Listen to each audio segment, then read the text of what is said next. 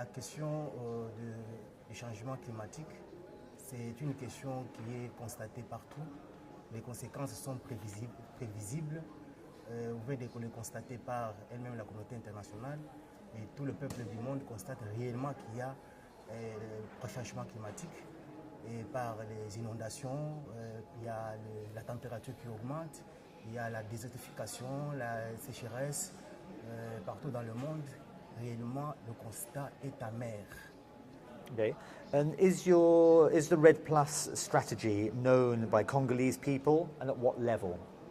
Oui, la question du changement climatique par rapport à notre pays, la RDC, le Congo a mis en place le plan stratégie REDD, qui est un plan national et qui a été accepté ici à Doha dans le cadre de la COP 18.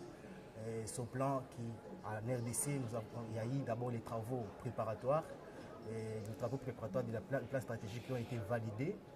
Et en plus de cela, il y a ici à Doha, on est en train de négocier la deuxième phase qui est la phase d'investissement et la mise en œuvre de ce plan stratégique REDD.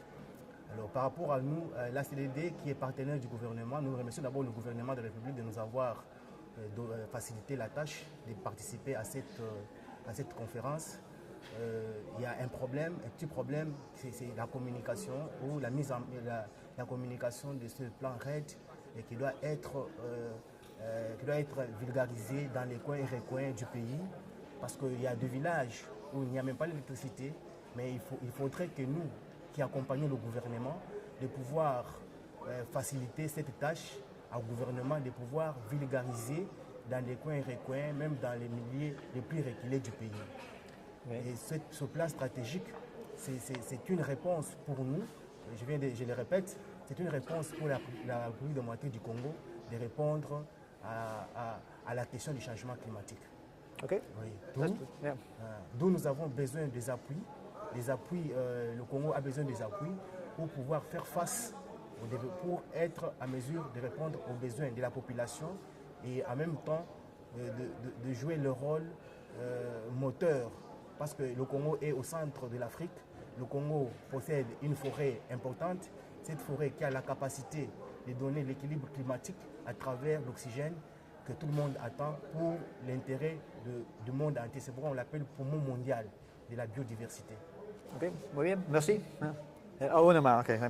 What in your opinion should the global community, the world community do to overcome the problems of climate change, especially for Africa? Oui, pour le moment, nous tenons à demander les appuis non seulement financiers, mais aussi techniques, qu'il y ait vraiment d'échanges d'informations, le transfert de technologies qui seront adaptées dans nos milieux pour que notre population, notre peuple de la RDC puisse s'adapter à la question du changement climatique.